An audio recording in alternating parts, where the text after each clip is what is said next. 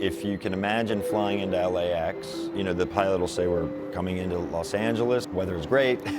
Look out the window to your right and you'll see Hollywood. And if you look out the left window, you'll see the rest of South Los Angeles, which is an ocean of communities. You will not see any grocery stores when you look out the left side of your window of the plane. You just won't. It's not just, it's an unjust system.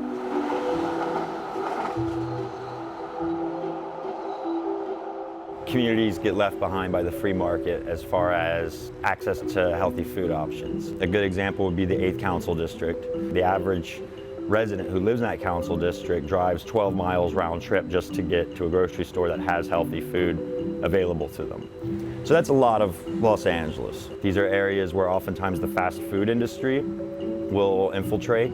It really perpetuates the cycle of obesity and diabetes among especially migrant communities and people of color.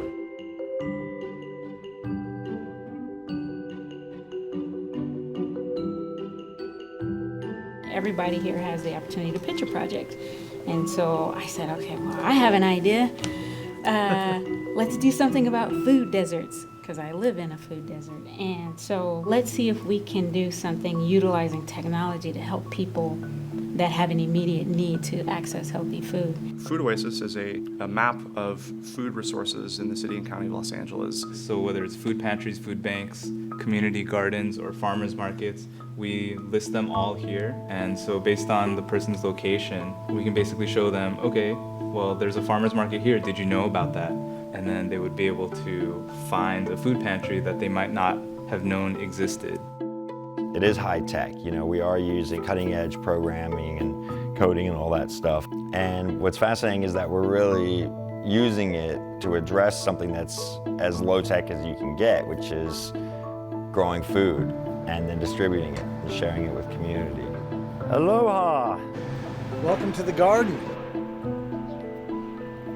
I volunteer here and I've been showing my son what it means to grow your food, where it actually comes from, and also providing for ourselves, you know what I mean? Being able to kind of supplement the small income that I have because I'm a single mom. I used to be a preschool teacher and a lot of my students didn't know the difference between a tomato and a potato because they come from a lot of low-income families. Fresh fruits and vegetables are really hard to come by or whatever the case may be.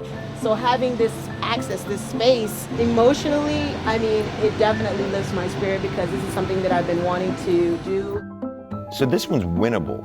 And I think that's really what's fun about it, is that this is so winnable. Like, we can turn our food system around. And of course we have to, because we have to globally grow as much food in the next 40 years as we have in the last 40,000 years combined.